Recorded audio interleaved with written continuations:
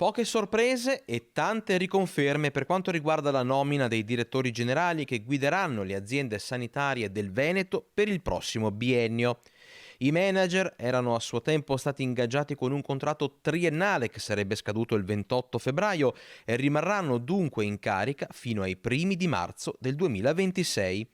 Le novità riguardano Pietro Girardi, che guiderà l'ULSS 5 Polesana, Patrizia Simionato all'ULSS 8 Berica, era DG della 5 Polesana, Patrizia Benini all'ULSS 9 Scaligera e Maria Giuseppina Bonavina all'Istituto Oncologico Veneto, era DG della ULSS 8 Berica. Confermati tutti gli altri, Carlo Bramezza all'ULSS 7, Giuseppe Dalben all'azienda ospedaliera dell'Università di Padova, Francesco Benazzi all'ULSS 2 Marca Trevigiana, Edgardo Contato all'ULSS 3 Serenissima, Mauro Filippi all'ULSS 4 Veneto Orientale, Paolo Fortuna all'ULSS 6 Euganea, Callisto Bravi all'AUI Verona e Roberto Toniolo ad Azienda Zero.